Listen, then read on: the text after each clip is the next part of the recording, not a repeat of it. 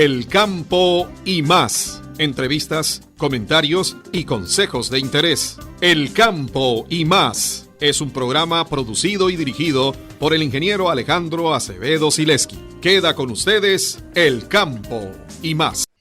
Gracias por continuar con nosotros. Estamos en el programa El campo y más. Estamos con el ingeniero Francisco Cedó León del Consejo Nacional de la Producción en este tema tan importante como es la reproducción de semillas, donde queremos que el agricultor aumente sus cosechas aún hoy más con todos estos problemas de la falta de agua, del cambio climático, de la restricción que hay en el uso de fertilizantes y otros insumos agrícolas, no solo por su precio, sino por su carestía a nivel mundial. Y hoy es un esfuerzo muy grande que se hace de parte del Consejo Nacional de la Producción. Entonces, hoy acá, en esta excelente finca, pues don Francisco nos cuenta qué es lo que se ha hecho y tal vez un repaso en la historia del trabajo que el Consejo Nacional de la Producción hace, que es muy fácil que los políticos nos digan hay que cerrar el Consejo Nacional de la Producción, hay que vender una cosa, hay que vender la otra, y dejarnos además de eso todavía más huérfanos, lo cual no queremos y estamos luchando para que todos estos programas no solo se perpetúen, sino que crezcan. Don Francisco, muy buenos días. Sí, buenos días. Sí, el CNP ha mantenido a lo largo de los años un programa de semillas. El objetivo es promover, producir, sobre todo producir y promover el uso de semillas de calidad, semillas certificadas por parte del productor, con la idea de que ellos mejoren sus rendimientos y mejoren a la vez su competitividad, ¿verdad? En este caso, los productores de maíz y frijol. Esto lo hemos logrado gracias a la existencia de instituciones como el INTA, la UCR, que son, que son las instituciones que producen la semilla. Ellos producen la semilla y siendo que el rol del CNP es multiplicarla, llevarla a escalas comerciales, a escala comercial, ¿verdad? Esa multiplicación, de manera que los productores puedan acceder a ellas. Don Francisco, cuando hablamos de semilla certificada, que no es lo mismo que cualquiera produzca, significa que lleva un proceso. Cuéntenos un poco más. Sí, lleva un proceso, exactamente. Las siembras son exclusivas para semillas.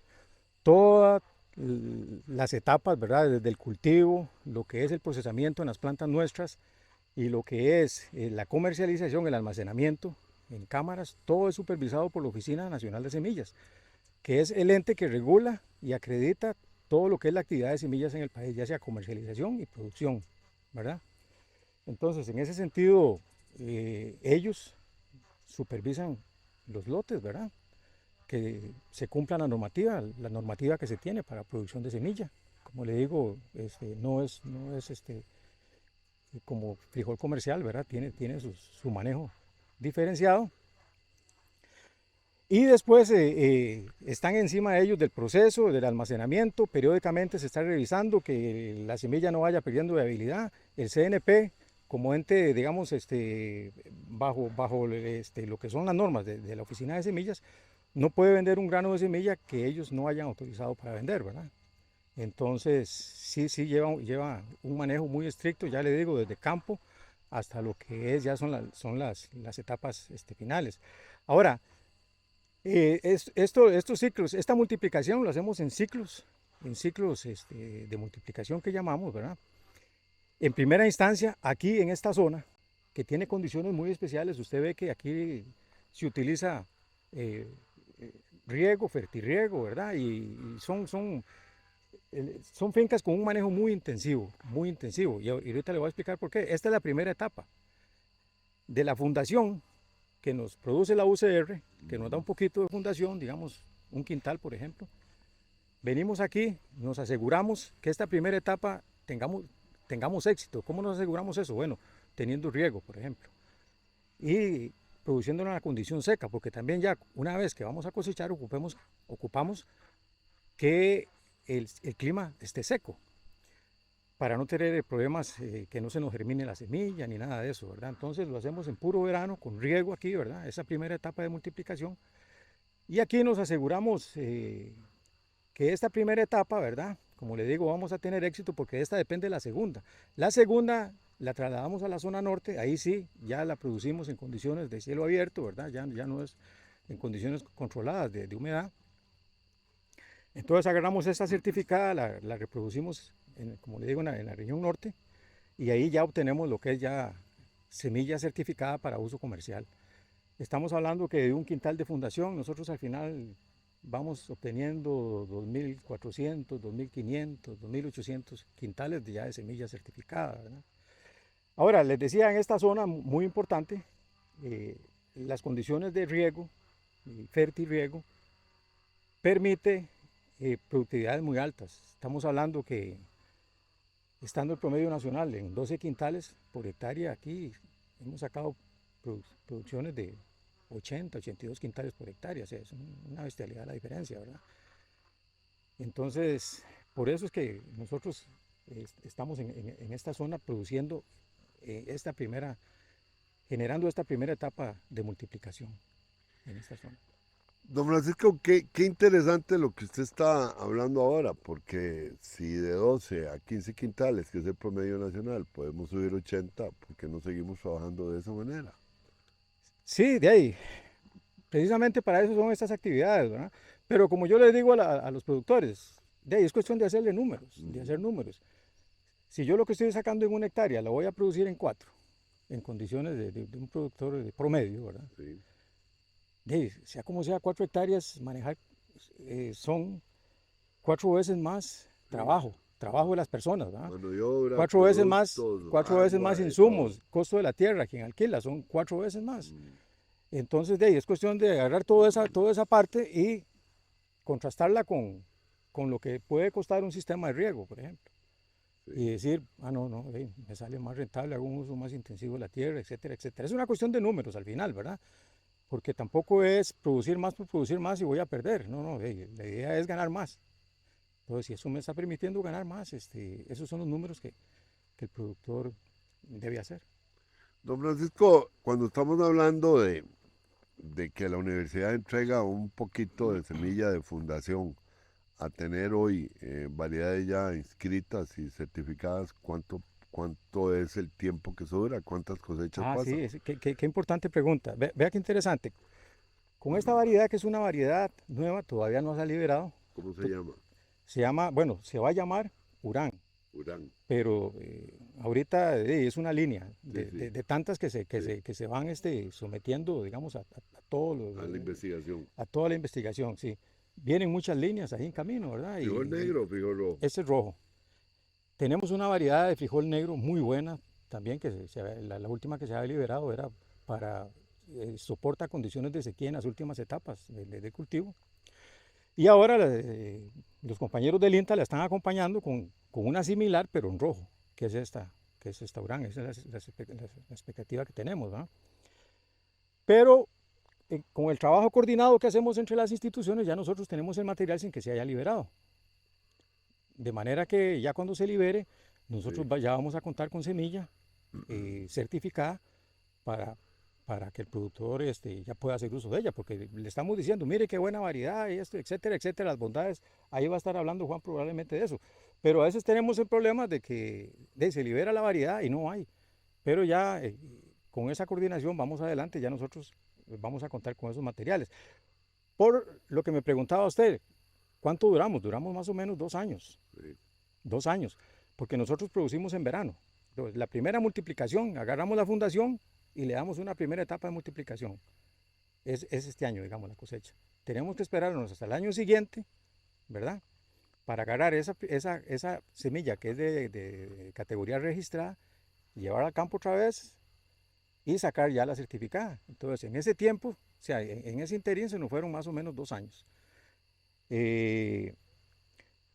Ahorita, entonces, como le digo, estamos adelantándonos, estamos sacando de una vez de la misma fundación, estamos sacando registrada de una vez antes de que se libere, y tenemos en la norte ya certificada antes de que se libere, con la idea de que ya cuando se libere ya tengamos material de los dos.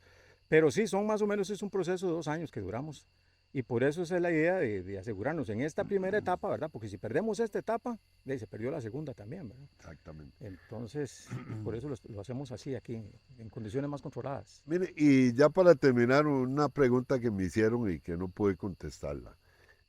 ¿Por qué el frijol rojo es más caro que el frijol negro? A ver. Son condiciones de mercado. En el caso nuestro, la semilla vale lo mismo, Sí. uno y otro, ¿va? Pero ahí se dan, no sé yo, cuestiones de marketing, diría yo, ¿verdad? Porque se produce más o menos lo mismo en el país, ¿verdad? A mí me llama la atención inclusive porque nosotros, bueno, yo me acuerdo cuando yo era niño, lo que conocíamos era el frijol negro, nada más, sí. y Costa Rica se caracterizaba porque nos gusta el frijol negro. Yo no sé, en los últimos años como que se ha generado esa como una expectativa alrededor del frijol rojo. No sé por qué, pero yo creo que es una cuestión de marketing, sí, porque Pero mire, el costo es el mismo. Es vea, igual producir uno u otro. Le voy a decir lo que he podido, bueno, somos consumidores de frijoles, pero hay gente que consume el rojo Ajá. porque no le genera la flatulencia que le genera el negro, Sí. que Bueno, no ya, se siente así ya. como muy contento para Sí. eso. Ya ¿Qué eso sabe usted de eso? no. No le pasa a usted lo mismo. De eso lo que le puedo hablar es la experiencia en uso, ¿verdad? En mi casa, por ejemplo, los frijoles los dejamos unas horas, digamos. Así. Ponemos en la mañana, ¿verdad? En agua. En agua, Sí. se desbota el agua. Hay gente que los deja con bicarbonato también, funciona, se suavizan mucho. Y porque ahí parece que se lavan una serie de sustancias que el grano tiene, ¿verdad? Como para protegerse. Ahí se eliminan, se van en el agua y entonces ya con eso se mejora la digestión, o sea, ya se hacen más asimilables, ¿verdad? Sí. Pero es ese cuidado nada más, pero eso pasa con los dos. La gente puede pensar que tal vez por el rojo, no sé, por el color, tal vez es un poquito más claro y puede ser que tengan menos de eso que le decía yo, pero es similar. O sea, la idea, ya se haga uno rojo o negro, por ejemplo, en la experiencia de mi casa, lo dejamos en agua. Y otra cosa ya es que yo a la gente le digo, mire, consuma el frijol nacional, porque el importado hasta el caldo es duro.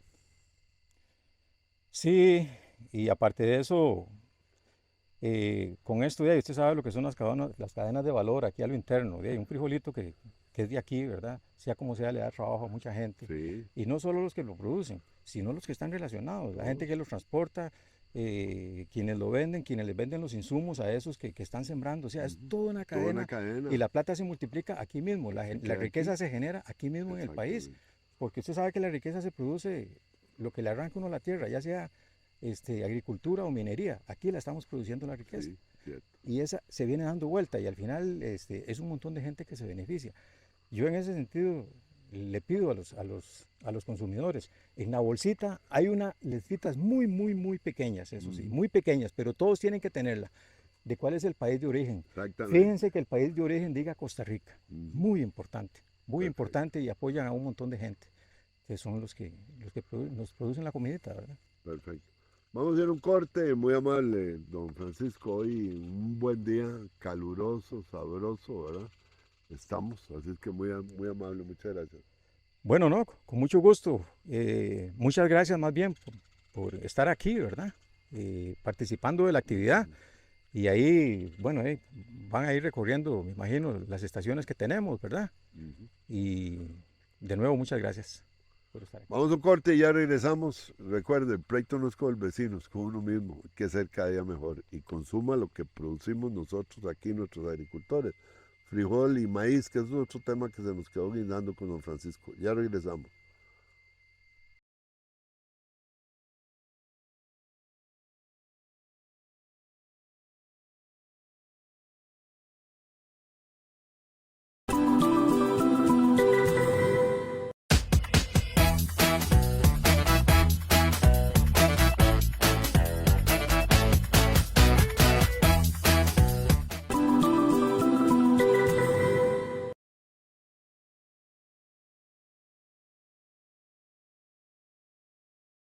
Bueno, y estamos con Carolina Porras Martínez, hoy desde esta finca del señor Rojas, aquí en el cantón de Pérez de León, con el fin de que nos hable un poco sobre la Oficina Nacional de Semillas. Fundamental, toda la semilla que se siembra en nuestro país, o la mayoría, tiene que ser certificada y tiene que pasar por ciertos filtros para tener la seguridad de que usted, productor, está sembrando lo mejor, que ha pasado por la oficina, y usted, consumidor, desde luego, pues tiene los beneficios y las ventajas de tener una buena cosecha o un buen producto. Así es que, Carolina, muy buenos días en este caluroso y bellísimo Pérez de León.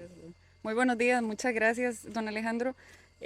Bueno, acá estamos como oficina. La oficina ya tiene 45 años de existir y trabajamos en conjunto con otras instituciones del Estado y con la academia para tener una semilla, como usted comentaba, ojalá certificada, que podamos darle toda la rastreabilidad y la calidad que el productor merece, que el sector agropecuario merece. Y bueno, tenemos, por ejemplo, reproducción de semilla de categorías básicas de fundación en manos de instituciones como el INTA, Universidad de Costa Rica, por ejemplo, a la cual nosotros damos seguimiento desde que están en el campo, con las inscripciones de los campos. No es lo mismo producir grano que producir semilla, entonces los campos tienen condiciones muy particulares. Damos seguimiento a cómo se desarrollan el campo, el lote, el cultivo en general, cómo está la parte genética, la parte fitosanitaria. Y una vez que se hace ya la cosecha y bueno, que el lote haya pasado las condiciones y cumplido la normativa que tiene que darse para que tenga calidad como semilla, se realiza la cosecha, se le da un seguimiento una vez que ya está enfardado o que está lista la semilla, que está beneficiada, con una etiqueta que tiene un código único que nos permite darle toda esa rastreabilidad. Se hacen los muestreos respectivos, que es importante que la gente sepa que se toma un poquito de la semilla de todos los lotes, o de todos los sacos, por ejemplo, que representan un lote de semilla, se llevan al laboratorio oficial que es del SIGRA de la Universidad de Costa Rica y se evalúa ahí principalmente, por ejemplo, pureza física y germinación, eso para asegurarnos que lo que tenemos en ese saco es una semilla que a la hora de sembrar le va a dar las mejores condiciones y la ventaja y los menores riesgos al productor. Con esas características ya se puede comercializar la semilla cumpliendo con los requisitos que tenemos establecidos para cada cultivo y bueno, y como les decía, pues minimizar los riesgos para el sector productivo. Carolina, ¿qué es una semilla de fundación? Hemos hablado de qué es una semilla de fundación, que es de donde viene después ya la semilla comercial. Sí, la semilla de fundación, bueno, tenemos en algunos casos, dependiendo del contexto en el que lo mencionemos, la genética y luego la de fundación. Esta está en manos normalmente de los fitomejoradores que le vieron a una variedad, a un material en particular, un potencial, por ejemplo, de ser más resistente a una plaga, a una enfermedad. Ellos lo mantienen y lo van reproduciendo de mano o en colaboración con la Oficina Nacional de Semillas para poder incrementar las cantidades de semilla, pero siempre manteniendo las características que dio el fitomejorador, hasta que se dé la comercialización de la semilla. En este momento, digamos, ¿qué tipo de semillas están ingresando al país? Bueno, nosotros como país desgraciadamente hemos perdido la autonomía, ¿verdad? En cuanto a nuestra seguridad alimentaria y pues casi que importamos de todo, ¿verdad? Entonces dependemos muchísimo de las semillas de hortalizas, de las semillas de forrajes. Bueno, los mayores volúmenes son de forrajes. La semilla más costosa es normalmente la de hortalizas. Y también, por supuesto, importamos desgraciadamente maíz, mucho arroz, mucho frijol. Y acá producimos localmente un muy pequeño porcentaje de lo que requerimos para alimentarnos. Usted sabe que hace 20 y resto de años éramos autosuficientes en maíz y en frijoles. Teníamos todo eso. Más, sí. Y vino los tratados de libre comercio y los programas de ajuste estructural, donde nos dijeron que era más beneficioso para el país salir a comprar que producir. Porque salía más barato, decir. Sí, lo cual nunca ha sido verdad. Y hoy estamos a las puertas de volvernos indigentes, digo yo, mundialmente. Subdesarrollados. Yo diría que indigentes. ¿Por qué? Porque el indigente espera que alguien le regale un pedacito de pan o que le regale algo que le sobre en su casa. Y desde luego que los países donde hay un aporte hacia el productor, pues primero producimos para acá y después lo que nos sobra lo exportamos. Y entonces nosotros vamos a tener que hacer fila, pues para que nos den comida. Y desgraciadamente, en ese sentido, bueno, yo sí siempre he pensado que al menos lo que comemos deberíamos asegurarnos un porcentaje más alto a nivel de producción local, ¿verdad? Porque si no estamos muy, digamos, tenemos un riesgo muy alto de depender de no solo los costos, sino de la disponibilidad que haya fuera del país, ¿verdad? Y mucho va asociado también, entonces, si hay menos, pues a que los costos se incrementen. Pero bueno, esas son cosas que sí dependen un poco más de políticas gubernamentales y que esperamos que podamos fortalecer la producción local de alguna forma. Ay, ay, ay. Viera que yo se lo digo como miembro de la Federación de Cámaras donde estamos y como presidente de la Cámara de Comercio aquí, Turismo, Industria y Agricultura del Cantón nuestro. Uno tenía grandes expectativas con este gobierno, pero viera que al fin y al cabo los políticos son políticos, Carolina. Bueno, don Alejandro, ojalá usted esté equivocado. A mí no, yo en esas cosas, lo mejor sería estar equivocados. Sí, yo quisiera y ojalá que me caiga un rayo si fuera posible y que me equivoque, porque mire, hemos estado con el ministro de Economía, con don Francisco, con los ministros de Agricultura, con el señor presidente sentados en una mesa frente a ellos. Dicho sea de paso, en estos días ha venido a la zona sur, a Pérez de León, y uno quisiera que la banca para el desarrollo, que se abre hoy para el turismo y que fue creada para el agro, verdaderamente sea lo que necesitamos. El agro necesita intereses de un 4%, plazo suficiente para producir y yo poder pagar, y no que me estén cobrando si me atrasé un mes o todo lo demás. Con el riesgo tan alto. Eso. Sin embargo, que eso es, usted sabe que la banca para el desarrollo es una banca de riesgo en toda parte del mundo, donde el gobierno es solidario con a quien se le presta. Podemos decir que es el socio, muchas veces es el que pone la estructura y el que responde, pero en este país no. Así es que yo quisiera estar equivocado, pero bueno, ojalá que así sea. Ojalá que así sea, que estemos equivocados, sí, señor. Así es que muchas gracias hoy y qué bueno, y pues cuando vuelva ya usted tiene nuestra identificación tanto en el canal como donde nos puede encontrar, porque siempre es importante conversar con profesionales jóvenes en nuestro sector, porque ahí es la sangre que viene y que fortalece esta agricultura tan deprimida, no por nosotros los que nos dedicamos a ello, sino por las políticas de este gobierno y de los anteriores hace como 8 o 9 gobiernos atrás. Mucho tiempo atrás. Mucho tiempo atrás. Muy Sí, amable. muchas gracias a ustedes. Buenos días. Seguimos.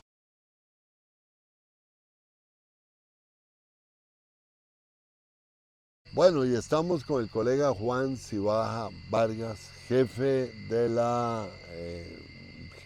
del CNP de la subregión de Pérez de León. Correcto.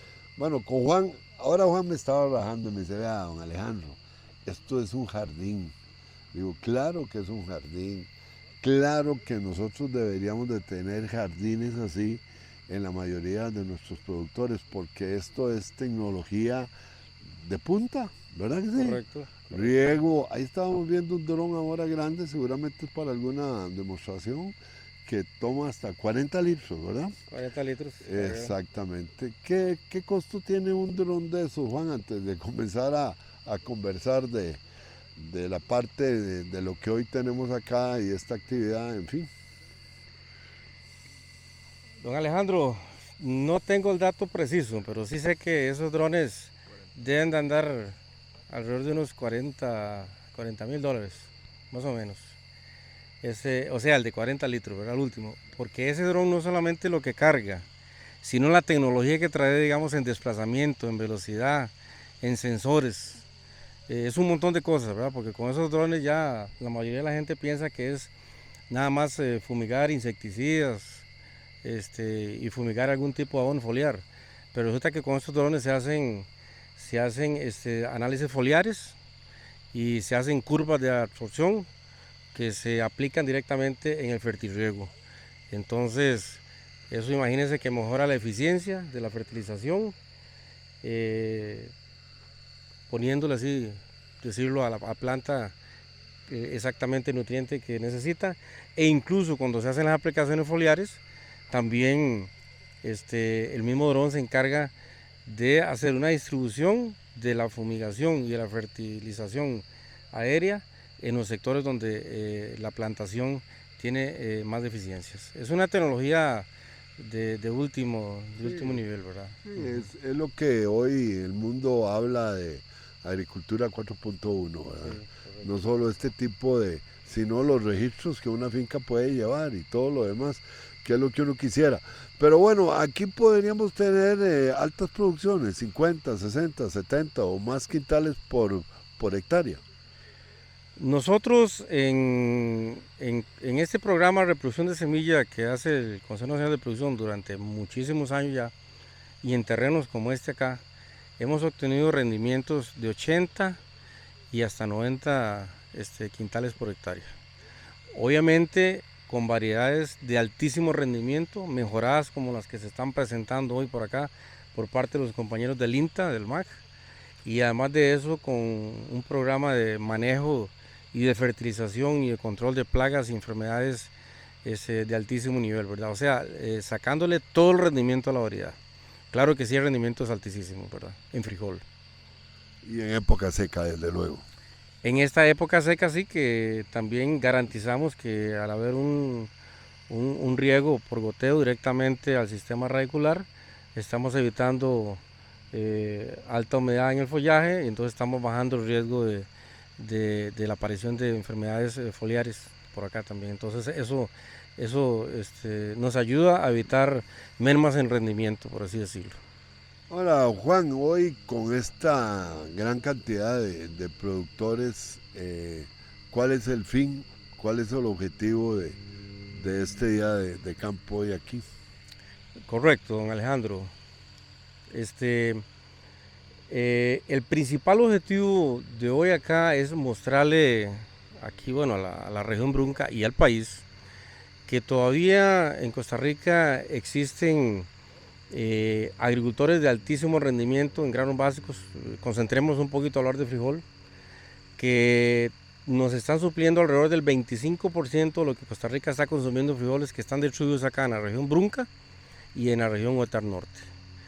Obviamente los programas de desarrollo de variedades de altísima calidad que hace el INTA dándonos a disposición estas variedades es el principal insumo. Pero con esto entonces mostramos las variedades que existen adaptadas a las diferentes condiciones frijoleras del país, y además de eso que la población de Costa Rica conozca que el frijol que se está obteniendo acá es un frijol de mesa de altísima calidad nutricional, y eso imagínense que ayuda en el plato diario del pinto y del casado, en el cual los frijoles suplen tú a tú el requerimiento de proteína, ¿verdad? A la par de lo que son los recursos cárnicos como pollo, res y cerdo también. Y claro, obviamente con un precio mucho más bajo. El programa de reproducción de semillas, CNP, que se muestra también con este proceso, con los productores industriales, ¿cómo se llama? Señores de casas de agroquímicos que distribuyen insumos para la agricultura y demás. Es un programa que lleva su ratito, porque por ejemplo el desarrollo de una variedad de frijol implica, según me han comentado los investigadores, alrededor de unos 7 años. Después de ahí viene el proceso de liberación, y después viene el proceso de reproducción de las variedades, digamos, y puesta a disposición que hace el CNP allá en Planta Barranca Semillas, para que los agricultores cosecha a cosecha tengan el recurso semilla certificada de alta calidad, que puedan obtener plantaciones de muy alta satisfacción en rendimiento y en calidad de grano también. Entonces esto lo que se pretende es mostrarlo y también darle hoy a la población de agricultores una muestra de que las tecnologías nuevas están a la mano día con día y que ellos podrían tener acceso también para lo que es la mejora de sus cultivos, para la mejora de su rendimiento y su ingreso también dentro de su unidad productiva. Muy vale, Juan. Seguimos hoy en el Liberty TV, en el programa El Campo y Más. Vamos a un corte y ya regresamos.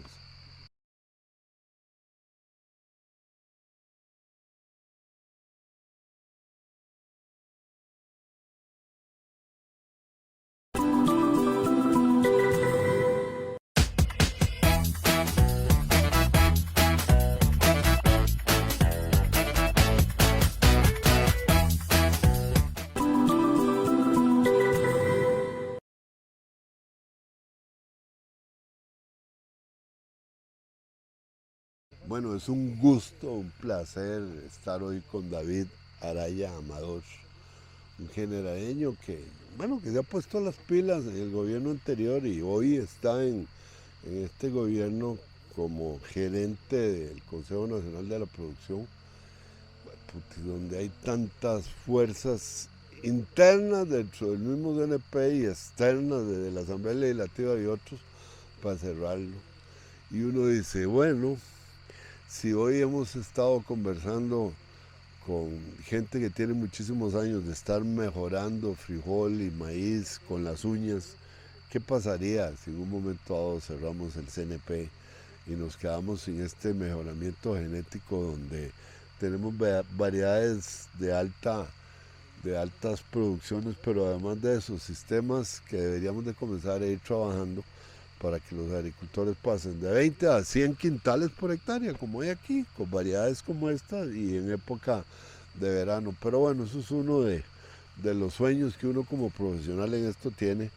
Pero David, qué gusto estar hoy acá en nuestro cantón y cuéntenos un poco cómo camina el PAI, en fin, cómo caminan todas estas actividades donde el CNP está involucrado y desde luego tiene que estar con la sombrilla tratando de quitarse los tiros de tanta gente que hoy desea que sea una realidad el cerrar el CNP. Inclusive la misma gente de Liberación Nacional, donde tuvimos reuniones con ellos, y les decía yo que cómo era posible que siendo José Figueres el creador del CNP y el restaurador de la banca nacionalizada con el fin de que el agro pudiera tener algo, ellos mismos, don Francisco Nicolás y su grupo, quería ver cómo nos atravesaban el caballo. Sin embargo, dijo que bueno, pues que ellos piensan diferente, es un grupo muy divergente. Desde luego que el criterio de razonabilidad en los partidos políticos se han perdido y han perdido hoy su identidad. Ese es mi comentario. Yo tengo esa desgracia de que hablo más de lo que hablan los entrevistados, pero bueno, David, buenos días. Buenos días, don Alejandro, pues muy contento de estar por acá y poderlo saludar. Pues bien, vamos a ver, muy ocupados con las políticas del gobierno del presidente Chávez, del ministro Víctor Julio Carvajal y del presidente ejecutivo Adolfo Ramírez. Estamos tratando en realidad de darle continuidad a las líneas que ha dado el presidente para el CNP, que no es otra cosa que fortalecimiento, don Alejandro. El presidente está interesado que el CNP asuma PIMA, ya presentó un proyecto de ley en ese sentido, que asuma también el tema de la rectoría de las ferias del agricultor. Y junto con el otro pie, que es el PAI y la misma Fábrica Nacional de Licores, pues coordine lo que es comercialización del sector agropecuario, ¿verdad? Entonces, si uno ve que un presidente está enfocado y un ministro está decidido a que el agricultor, el productor nacional, mejore, pero mejore en aspectos sustantivos, como es utilización de tecnología, como es mejoramiento de semilla, de variedades, uno comprende que tal vez esta sea una oportunidad que no deberíamos dejar pasar. Hay temas, ¿verdad? Estamos con el reto de ser más competitivos para poder competir mejor a nivel internacional, y eso es un rezago que data de muchos años. Yo quisiera resaltar el tema de la creación de Conarroz, don Alejandro. Conarroz nació para llevar al productor arrocero nacional a los niveles de los productores estadounidenses. 20 años después seguimos igual, pero con subsidios, ¿verdad? Entonces, no sé si la institución como tal se justifica. ¿Qué ha hecho con arroz por mejorar la semilla? ¿Qué ha hecho con arroz por mejorar la tecnología que usan nuestros productores arroceros? Hoy estamos a la puerta, ¿verdad?, de que ya no hay subsidios, ya no están las mismas salvaguardas que en algún momento los tratados de libre comercio pusieron para los productores. Ya de por sí, dentro de 2 años ya vencían esas salvaguardas, ¿verdad? Y la comercialización iba a ser sin gravámenes para ningún tipo de origen del arroz. Entonces ahí es donde uno se ha puesto a ver de que hay muchas cosas que hacer a nivel institucional y que no queda de otra más que trabajar con los productores para que mejoren. Parte de esto es lo que estamos hoy acá, ¿verdad? La presentación de esta nueva variedad de semilla que se llama Ulan, que es una semilla de alta productividad en condiciones desérticas, ¿verdad? O suelos pobres, viene a colaborar. Bueno, y estamos en la finca de un productor que hace lo que el ministro está pidiendo, producir con tecnología, ¿verdad? Claro. Si usted ve, pues tenemos canalización de riego, tenemos drones para la fumigación y muchas cosas que uno definitivamente tiene que reconocerle a don Lorenzo como uno de los mejores productores que tiene este cantón. Y este país, correcto, definitivamente. Pero vea qué interesante. Si nosotros pudiéramos tener agricultores con estas altas producciones, 3 o 4 veces, un promedio, digamos, cantonal o nacional, podríamos estar supliendo gran parte de esa deficiencia que tenemos en frijoles y que hace 20 o 25 años la cubríamos totalmente. Sí, en el 96 Costa Rica producía el 100% del frijol que se comía, ¿verdad? Hoy producimos el 25%.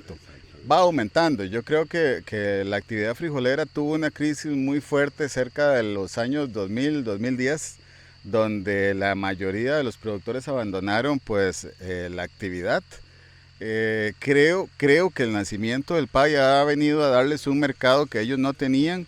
La institucionalidad pues también hizo su parte al dotarlos de infraestructura productiva para que ellos industrializaran ese producto, no lo entregaran en sacos, sino que ya lo escogieran y lo vendieran en bolsitas empaquetado con sus marcas. Y eso le ha permitido a las 3 organizaciones de frijol de Pérez Celedón y a las otras 3 de la región, o las otras 5 de la región Brunca, pues mejorar a nivel de ingresos y también mejorar el pago de esos productores. Sí. Hace 4 años el pago de un quintal a un productor rondaba los 20,000 colones. Esta cosecha, el quintal se comercializó en 60,000. Sí. Entonces, creo que el productor de frijol tiene incentivo y viene por el tema del recurso. Al final de cuentas, cuando usted es productor, como en Pérez Celedón, y tiene 2 espacios para producir, usted ve esa producción como un aguinaldo con el que tiene que sostenerse 2 periodos del año. Entonces, a Dios gracias hay mejores precios, a Dios gracias hay oportunidades de comercialización para las industrias generaleñas y también que la industria nacional se ha pellizcado y ha venido a tener que competir con la industria nuestra y ha mejorado el precio para el productor primario. David, le iba a hacer un comentario. Resulta que Frijoles Veracruz, la cooperativa, le pide a Limas que le ayude con una máquina de esos ojos mágicos sensibles para sacar fundamentalmente cosas que el ojo humano no detecta, como pueden ser pedacitos de vidrio y cosas así. Pues hacen todos los trámites y el Limas le dice que no, porque ve que sus estados de rentabilidad son aceptables y uno dice, bueno, pero ¿cuál es ese criterio para no ayudarle a una cooperativa que quiere dar el salto y que de hecho está tratando de ver cómo da el brinco a poder enlatar frijoles, que ya están trabajando en eso con la misma universidad de Costa Rica? Entonces lo deja uno pensando, ¿de qué? ¿Los vamos a dejar a medio palo? Es parte de la paradoja institucional, ¿sabes, Alejandro? Se castiga el éxito. Sí, se castiga el éxito. Y eso es algo que tenemos que quejarnos. O sea, nosotros no podemos castigar a Veracruz por ser exitosa, Sí. por comercializar, Sí. por ayudarle o por cumplir el objetivo de sus asociados, que es comercializar su producto. Y por tener Y 30 más allá. años, y por tener 30 años de estarse fregando, para decir una palabra que comienza con J. Y más allá, don Alejandro, pues a ver, Veracruz ya no solamente comercializa el frijol de la gente de Veracruz, sino de todas las comunidades vecinas, y ahora va hasta el norte a comprarle frijol a la gente de Upala o de Los Chiles o de Guatuso. Entonces ahí es donde uno ve que una organización como Veracruz ha crecido, tiene mercado, sigue siendo pequeña, pero ya está empezando a competir con la industria nacional como las que tenemos, de las marcas comerciales que todos vemos en los supermercados. Y no es justo que las entidades encargadas de financiar proyectos vengan a decir que no porque son exitosos. Me parece que tanto INDER como IMAS deberían comprender que el camino de fortalecer y de evitar de que estas organizaciones se caigan es sostener y seguir financiándole proyectos para que premien, para que colaboren a esa base asociativa, porque de Veracruz hay aproximadamente 350 productores que dependen solamente de la región Brunca, ¿verdad? Sí, y su familia. Ahora, ¿hay alguna posibilidad de que podamos, por medio del CNP y de su persona, ayudar a hacer una nota, a ver cómo es la cosa? Nosotros estamos buscando, por medio de nuestra Cámara de Comercio, Turismo, Industria y Agricultura, una cita con la señora que está hoy ahí, y si no, irnos hasta San José, hasta donde sea, porque esto es ilógico. O sea, se castiga el éxito. O sea, quieren que sigan siendo ahí, que estén ahí de pobrecitos. Bueno, es importante solicitar y abrir los espacios, don Alejandro, y yo creo que el ministro Víctor Julio Carvajal está muy comprometido en eso. Me parece que la puerta que hay que ir a tocar no es la de Lima, sino del mismo ministro, ¿verdad? ¿Quién más puede defender a una organización del sector sino el rector? Entonces, por ahí deberíamos tratar de coordinar, de que el ministro conozca la situación. Yo, francamente, hasta ahorita que me dice usted, me entero de que está sucediendo eso con el IMAS. Sí me di cuenta que a la mayoría de organizaciones les rechazaron los proyectos, los por qué, no sé. Cuando a todas las hicieron gastar recursos, tiempo, ¿verdad? Generando documentos grandes, pesados, pues me parece que lo mínimo que debería haber hecho la institucionalidad pública es responder a esa necesidad de esas organizaciones de productores. Vamos a hacerlo y nos ponemos en contacto para que sea una realidad. Muy amable, muchas gracias. Gracias, don Alejandro, igual. Vamos a un corte y ya regresamos.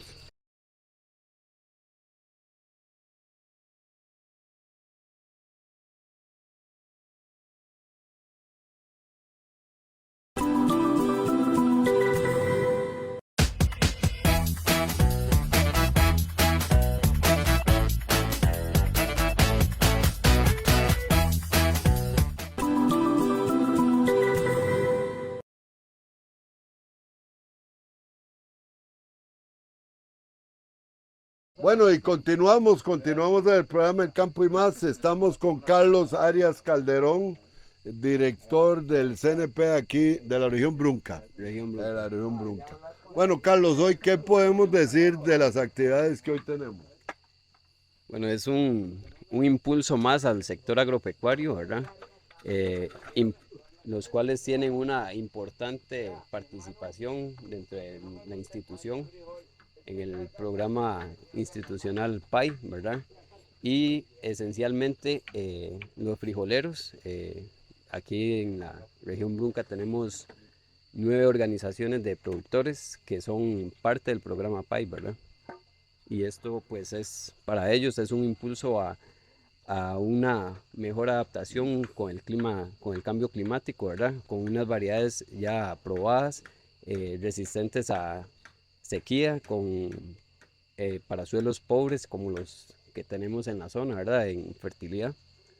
Carlos, el tema del PAI, el tema del pago a los productores, que se ha visto atrasado, que hay gente que ha tenido que sacar sus facturas a factorear y todo lo demás. ¿Cómo está eso? Yo en realidad veo ¿qué le digo? Con cierta preocupación el hecho de que hay grupos de productores que están perdiendo muchísimo dinero por el factoreo y que entre más se atrase el CNP, pues hay menos credibilidad para que la gente acepte estas facturas. Bueno, ahorita eso es un problema totalmente identificado desde la administración superior, con el presidente ejecutivo, la gerencia, se han estado trabajando para bajar esos tiempos de pago. Estamos enfocados ahorita en mejorar nuestra gestión de cobro. Efectivamente, nosotros debemos mejorar el pago a los productores, a las organizaciones, porque si no, no estaríamos cumpliendo con parte del fin del programa, que es fortalecer a los micro, pequeños y medianos, ¿verdad? Entonces, pues sí estamos enfocados en ir bajando, tenemos metas definidas para ir bajando esa facturación en número de días, ¿verdad? Y ese es el enfoque. También tenemos problemas muchos con algunos centros educativos. Tenemos centros educativos muy responsables para pagar, y hay otros que cuesta que paguen, ¿verdad? Es una resistencia al programa increíble. Hemos tenido apoyo de autoridades del MEP para mejorar esa gestión de cobro, ¿verdad? Y que nos paguen un poco más a tiempo.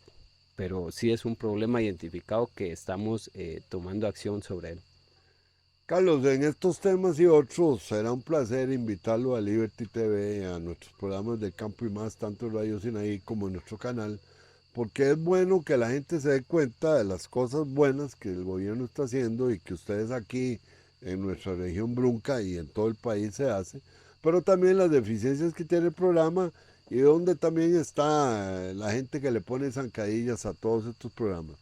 Claro, cuando tengan el espacio, siempre vamos a estar anuentes, ¿verdad? Poder participar, a informar, que es sumamente importante que la población se informe. El CNP, creería yo que la mayoría de la población habla del CNP sin conocer qué es el CNP, y eso, pues, entre más podamos informarlos, ¿verdad? Eso va a ser importante para que puedan tener un mejor criterio, y además, evidentemente, tenemos que hablar de nuestros problemas. Tenemos problemas internos que tenemos que mejorar, porque va a ser la oportunidad para poder llegar al sector agropecuario como debemos llegar, ¿verdad? De la mejor forma. Bueno, y siempre le digo, consuma lo nuestro. Recuerde que la bolsa de frijol atrás trae la identificación de qué país proviene. Y recuerde que los frijoles importados de China hasta caldo es duro. Así es que nos escuchamos la próxima semana, si Dios lo permite. Siga con nosotros en Liberty TV.